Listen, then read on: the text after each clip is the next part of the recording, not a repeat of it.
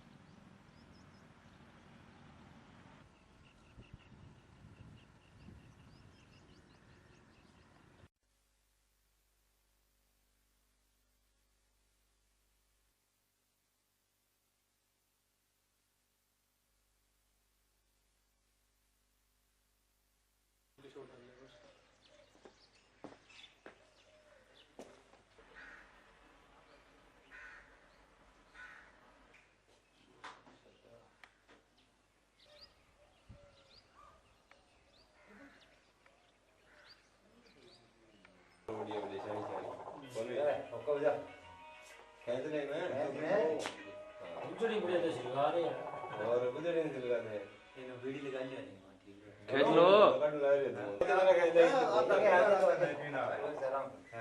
आजा कुलदीप आजा तेरी मूवी बनवा देना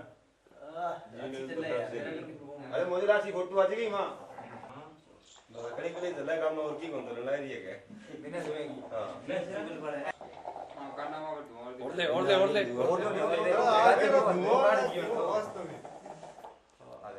आवे बात आवे की मोनी आपने तो चलेगा मैं पहले पूछ तो रामकृष्ण मास्टर ने पूछो तो वीर मास्टर ने पूछो तो ए तो रामकृष्ण मास्टर तो बेड़ा साला से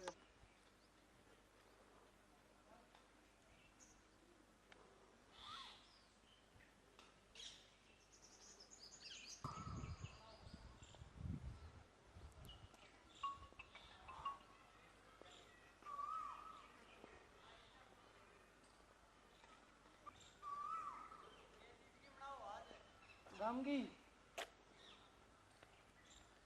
बना देंगे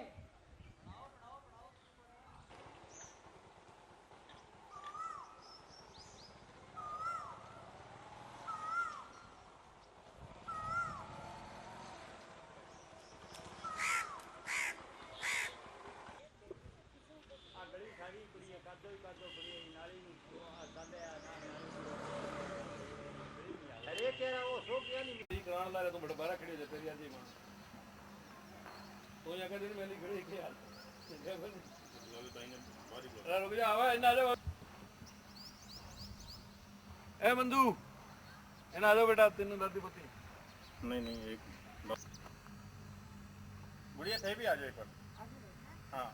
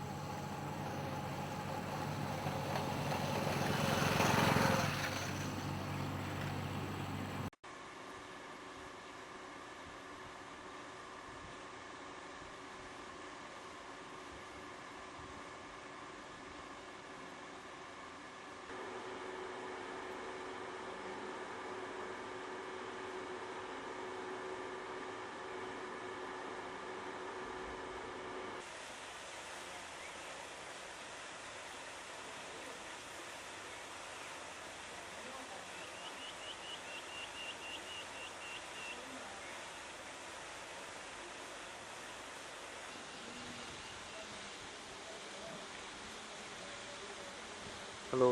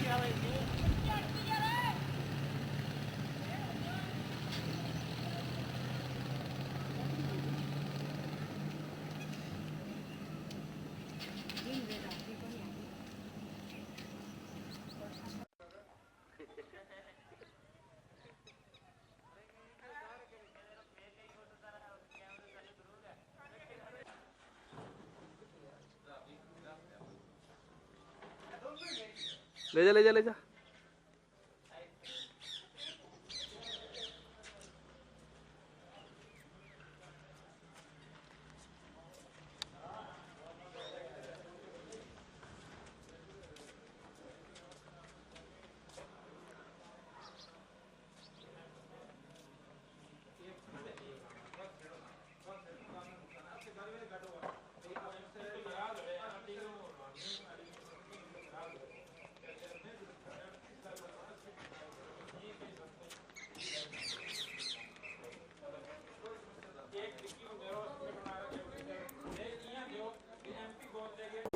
दो 2016 में सांसद आदर्श ग्राम योजना के तहत हमारे गांव को चरणजीत सिंह रोड़ी एमपी साहब ने गोद लिया था, जिसमें 1 साल का जो है पर्पज रखा गया था। उसमें काफ़ी संख्या में जो है गांव की डिमांड्स उन्होंने सार्वजनिक मीटिंग करके पंचायत ने से मांगी थी, जिसमें कम से कम 40-45 गाँव की मुख्य मांगे जो है एमपी साहब को सौंपी थी। उनमें से लगभग सभी पे बजट बनाया गया, फाइलें चलाई गई, अधिकारियों ने खूब मेहनत की, लेकिन गांव में बजट बहुत कम आया। कोई 2-4 विषयों पर ही गांव में जो है वर्क हो पाया। गांव में पीएचसी की जो है मुख्य मांग थी, पीएचसी, बस स्टैंड और जो है वाटर वर्क्स की पानी की समस्या सेमग्रस्त था। तो वाटर वर्क्स की समस्या वो तो हल हो गई, लेकिन पीएचसी की जो है मुख्यमंत्री जी ने घोषणा भी कर दी थी, जो कि आज तक हमारे गाँव में नहीं बनी है। प्राथमिक चिकित्सा केंद्र ना होने के कारण जो है ग्रामीणों को सिरसा इलाज करवाना पड़ता है, इसलिए गांव में मूलभूत सुविधाओं का अभाव है। काफ़ी संख्या में बजट प्रोजेक्ट बनाए गए, लेकिन उन पर कार्य नहीं हुआ। हाँ जी, बसों की समस्या तो हम एमपी साहब के सामने शुरुआत से उठाते रहे हैं कि हमारे गांव में बस नहीं आती, परमानेंट रूट जो है मंजूर कर दिया जाए ताकि हमारे गांव को जो है सुविधा मिल सके। गांव के बुजुर्गों को 2 किलोमीटर चल के बस स्टैंड तक पहुंचना पड़ता है, जिससे भारी परेशानी होती है। छात्राओं को जो है सुबह जल्दी और शाम को जो है अंधेरे में तो 2 किलोमीटर का सफर तय करना पड़ता है। विकास के नाम पे कुछ नहीं हुआ जी। जो हमने मंजूर मांग की उसमें से मंडी मंजूर हुई है सिर्फ, भाई कुछ नहीं है। कारण तो हमने तो लिख के दे दिया, जो शिकायतें थी हमारे गांव, जो कमियां थी, जो खामियां थी, लेकिन उसके नाम पे पैसा नहीं है कोई, तो सरकार ने पैसा नहीं दिया उस सिस्टम से। कोई 3 वर्ष हो गए जी। सबसे बड़ी समस्या है कि इसके अंदर आदर्श गांव के तहत इसका बजट, स्पेशल बजट नहीं है। एमपी ने अपना बजट हर गांव को दे दिया, उसने इस आदर्श गांव के अंदर स्पेशल बजट दिया नहीं, क्योंकि वो चाहता है कि सब गांव का विकास हो। अगर स्पेशल बजट होता तो शायद गांव का कुछ विकास होता। विकास के नाम पे 100 में से 10 नंबर तो दे सकते हैं जी, 90% जो उम्मीद थी वो पूरी नहीं है। आदर्श गांव सिर्फ 2014 के अंदर ये लोग जो विधानसभा के चुनाव हुए थे उससे ठीक पहले घोषणा हुई थी प्रधानमंत्री जी की तरफ से, लेकिन ये एक घोषणा मात्र थी, उसमें हुआ कुछ नहीं। जमीनी लेवल पे आपने चेक भी किया, आप ग्राउंड टेस्ट भी कर सकते हैं, लेकिन ऐसा कुछ नहीं हुआ उसमें। क्या क्या कमी मानते हैं मेन भी गाँव के अंदर, क्या कमी रह गई है? कमी सर ऐसे जब ये संसद योजना लागू की थी उस टाइम गाँव में अधिकारी वगैरह आए थे, उन्होंने कहा था कि गाँव में बड़े विकास के झांसे दिखाए गए थे, विकास इस तरह होगा, लेकिन सरकार में इसमें किसी प्रकार का बजट नहीं डाला, इस वजह से कोई खास काम नहीं हुआ। गांव में सर एक स्वच्छ जल के बारे में कहा था भी ऊपर वाटर लेवल नीचे गांव का टंकियाँ ऊपर करवानी थी, एक ऊपर पानी का ऊपर लेवल से भी गांव में सप्लाई हो जाए ऊंचे इलाकों में, उसके लिए बनना था। गलियाँ भी बननी थी सर, गलियाँ भी सारी ऐसी पड़ी। एक स्टेडियम की भी बात हुई थी, स्टेडियम लगेंगे गाँव में, ये सीवरेज वगैरह लाइनें भी डाली जाएगी, 24 घंटे बिजली की व्यवस्था होगी, लेकिन ऐसा कुछ नहीं हुआ। हमारे गांव को आदर्श घोषित किए हुए 3 साल हो गए हैं, पर आज तक कोई भी विकास कार्य यहाँ पे नहीं हुआ है। जब आदर्श घोषित किया गया था तब हमें बहुत सी उम्मीदें थी कि हमारे गांव में अब बहुत सारे विकास होंगे, पर यहाँ पे कुछ भी नहीं हुआ है। हम जैसे कि कॉलेज जाने वाली लड़कियों को सुबह से इतनी मुश्किलों का सामना करना पड़ता है, और बसेज की यहाँ पे सबसे ज़्यादा प्रॉब्लम है। और सुबह सुबह जब बच्चे इतने ज़्यादा होते हैं और बसेज सिर्फ 2 ही हैं, जिनमें पीछे से इतनी भीड़ आती है और गांव तक पहुँचते पहुँचते लड़कियों को बिल्कुल भी जगह नहीं मिल पाती, और बहुत इसके कारण बहुत सी प्रॉब्लम फेसेस करनी पड़ती है। और सभी घर वाले तो अपने जो निजी कोई भी वाहन है वो एफर्ट नहीं करते, और इससे कॉलेज में पहुंचने में देरी भी होती है, और भी बहुत सी प्रॉब्लम्स का सामना करना पड़ता है। हाँ, और इमरजेंसी में कोई डिस्पेंसरी तक नहीं है, हॉस्पिटल तो बहुत दूर की बात है। अगर मतलब बहुत ज़्यादा ज़रूरत हो तो फर्स्ट एड मतलब करवाने के लिए गांव में डिस्पेंसरी भी नहीं बनाई गई है अभी तक। हमारे आदर्श गांव को 3 साल हो गए हैं इसको आदर्श बने हुए, लेकिन अभी तक इसमें कोई विकास नहीं हुआ है।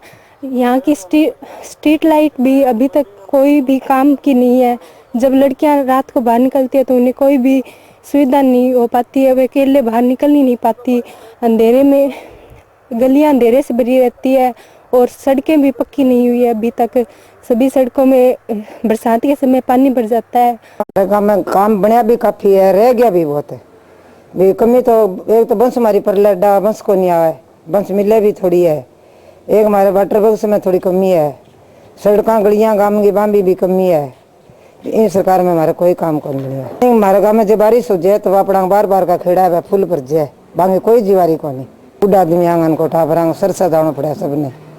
कोई अस्पताल की सुविधा नहीं है, और कोई वाटर बॉक्स की पूरी सुविधा को नहीं। बंसा की जमाई को नहीं, गाँव में टाबर है बंसा के कोई प्राइवेट बंसा वहाँ पर जाए स्कूल का जान तो भी वह कोई बंसा आते पर लेडा जाके लड़कियां चढ़े 2 किलोमीटर दूर। देखिए मैं कहना भी गुड़िया खेड़ा आदर्श गांव है ਜਿਹੜਾ ਉਹ ਹਰਿਆਣੇ ਦੇ ਵਿੱਚ ਪਹਿਲੀ ਗੱਲ ਤਾਂ 1 ਨੰਬਰ ਤੇ ਆਇਆ ਸੀ, ਕਿਉਂਕਿ ਜਿਹੜੀ ਟੀਮ ਦਿੱਲੀ ਤੋਂ ਚੱਲ ਕੇ ਆਈ ਸੀ ਉਹਨੇ ਸਾਰਾ ਚਾਹੇ ਤਾਂ ਸਕੂਲ ਦਾ ਕੰਮ ਸੀ ਔਰ ਚਾਹੇ ਵਾਟਰ ਬਾਕਸ ਦੇ ਵਿੱਚ ਡੱਗੀਆਂ ਲਾਉਣਾ, ਡੱਗੀਆਂ ਦਾ ਕੰਮ ਸੀ, ਪਾਣੀ ਨੂੰ ਸਾਫ਼ ਕਰਨ ਦਾ ਕੰਮ ਸੀ, ਔਰ